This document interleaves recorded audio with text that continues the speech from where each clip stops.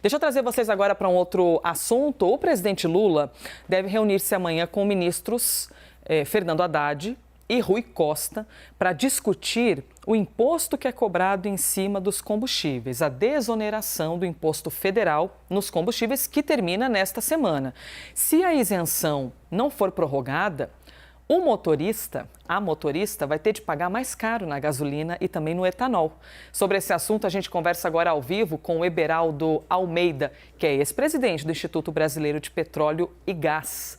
Eberaldo, bom dia, bem-vindo. Obrigada, pela gentileza de estar com a gente neste domingão de manhã. Espero que você já tenha tomado um cafezinho bom para poder conversar com a gente aqui na CNN. Bom dia. Bom dia, Elisa. Bom dia a todos. Vamos lá, vamos mergulhar um pouquinho nesse assunto. Você avalia, primeiramente, que existe a possibilidade de prorrogarem esse assunto, da gente ficar mais tempo ainda sem pagar determinados impostos? Ou esse tópico para você já está encerrado? Essa semana acaba mesmo? Não, eu queria só contextualizar um pouquinho. Gasolina, combustíveis, petróleo, soja, minério de ferro são commodities, né? Então, qual a característica da commodity? Ela é precificada em dólar, moeda forte, no mercado internacional, e seu valor em dólar flutua de acordo com oferta e demanda mundiais, né? Então, essa é a lógica do mercado. A gente aqui no Brasil, a gente não usa dólar na nossa economia, a gente usa o real, que é a moeda nacional. E aí entra a taxa de câmbio. Quer dizer, para a gente ter uma ideia, em 2014, o brasileiro precisava de R$ 2,35 na média do ano para comprar um dólar, né? E o preço do Brent, do barril de petróleo, ele estava na média do ano em $99, ou seja, um barril de petróleo custava R$ 232, né? Porque a gente usa o real aqui no Brasil. Hoje, apesar do barril estar menos do que os $99, está em torno de $83, mas a gente gasta R$ 432 para comprar o mesmo barril de petróleo. Ou seja, o preço da commodity desceu em relação ao que era 2014, mas para o brasileiro ele subiu em reais. O que é isso? É a questão do câmbio.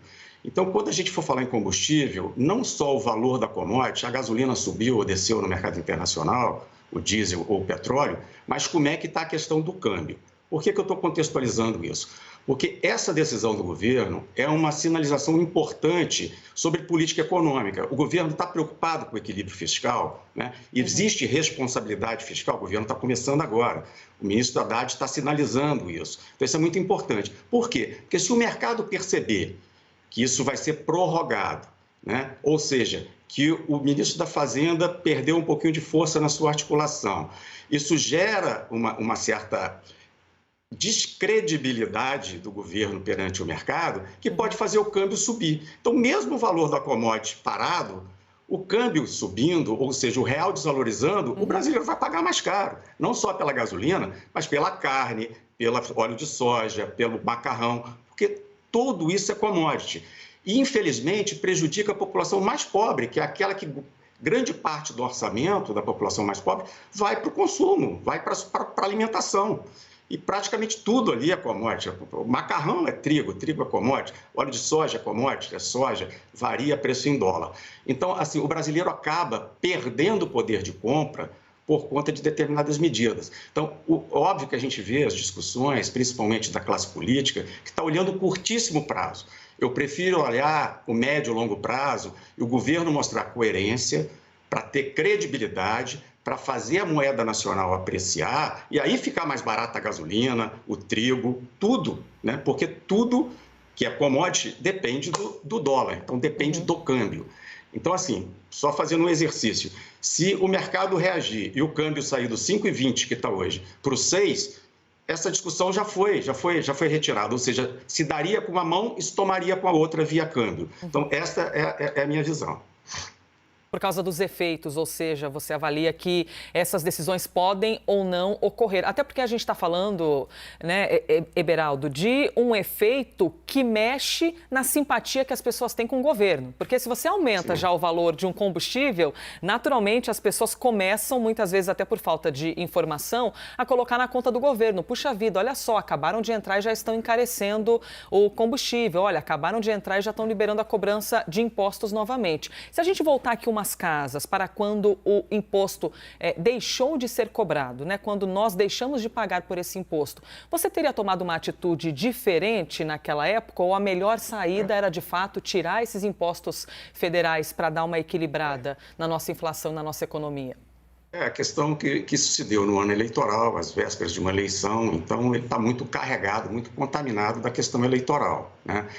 Não se olhou muito para a questão fiscal, se o país de fato necessitava equilibrar ou não para passar o recado. Tanto a gente vê as consequências advindas disso. Uma coisa que é importante é você tem que escolher o caminho certo, mas tem que persistir. Você não pode ficar mudando de opinião a cada dia porque a opinião pública fez isso ou aquilo. Porque, no final das contas, uma taxa de câmbio alta, né, e uma taxa de juros alta, né, a não redução de taxa de juros, vai gerar impactos em investimento, vai gerar desemprego, e aí o público, o eleitor, vai penalizar o governo. Então, assim, o governo, na minha visão, ele tem que jogar com longo prazo, né? Ele tem que jogar com uma visão estruturante para o Brasil. Então, o que é interessante? É mostrar a responsabilidade fiscal agora, vai subir um pouquinho o combustível agora, mas se o câmbio apreciar, esse ganho vem logo na frente, entendeu?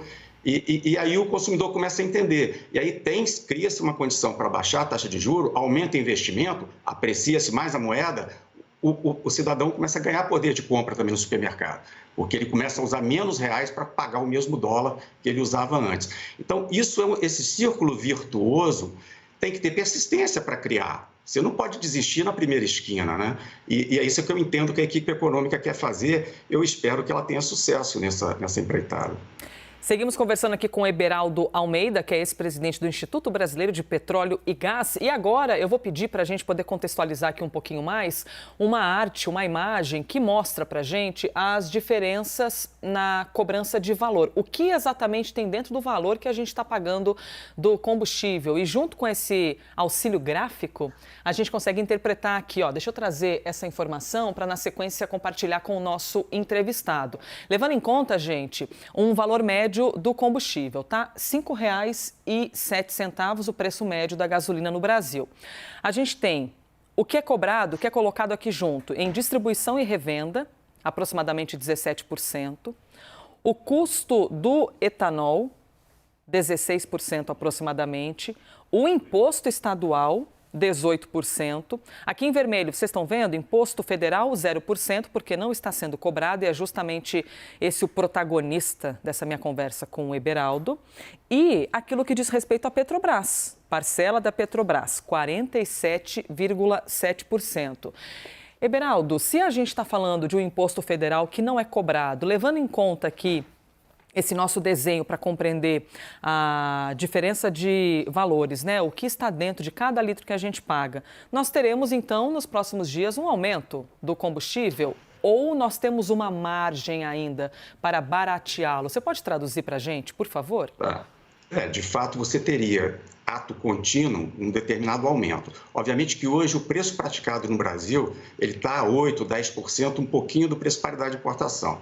Então, que eu reputo, como você colocou ali, preço Petrobras, na verdade é preço de mercado, porque os importadores alimentam o mercado brasileiro importando também. Então, assim, em torno de 30 e poucos por cento do diesel consumido no Brasil vem por importação. A gasolina, às vezes, flutua de acordo com a demanda mensal, mas chega a 4%, 10%, às vezes zero, depende de mês a mês. Então, assim, é uma estrutura bastante complexa, que tem distribuidores, tem os donos, mais de 42 mil postos de combustíveis, tem os importadores e tem os refinadores locais. Então, ato contínuo a essa cessação da desoneração, você teria algum aumento. Mas é aquilo que eu te falei, se isso refletisse no mercado como uma posição correta do governo, que está demonstrando uma responsabilidade fiscal, e o câmbio aprecia 10%, o valor volta ao que era antes, mesmo com o imposto dentro, entendeu? Então, eu acho que, assim, essa persistência do governo no caminho de mostrar e de adquirir credibilidade, porque credibilidade para se adquirir demanda-se tempo, né? O governo está recém-chegado, eu acho que vale a pena e isso vai refletir na redução dos preços dos combustíveis pela apreciação cambial e também pelas variações das commodities do mercado internacional, né? Que ela também tem oscilado, né? E pode reduzir um pouco também. Eberaldo, nesses valores que aparecem aí na tela, se a gente somar as porcentagens, elas chegam a 100. Mas aí, levando em conta que o imposto federal retornaria nos próximos dias, de onde exatamente sairia essa porcentagem que precisa entrar no imposto federal? Baratearia algum aspecto ou não? Não. O que você vai ter é uma recomposição nesses percentuais que vão mudar para somar 100 de novo, introduzindo o imposto federal, que hoje está zerado, né? Deixa eu agradecer aqui a gentileza da entrevista e todo o compartilhamento de informação num domingão de manhã com a gente aqui na CNN Brasil, Eberaldo Almeida, que é ex-presidente do Instituto Brasileiro de Petróleo e Gás. Eberaldo, obrigada pela gentileza e torcemos sempre aqui por melhores notícias, né, para que a gente possa ver esse nosso cenário econômico mais positivo. Obrigada. Obrigado a você, sempre à disposição. Obrigada, bom dia.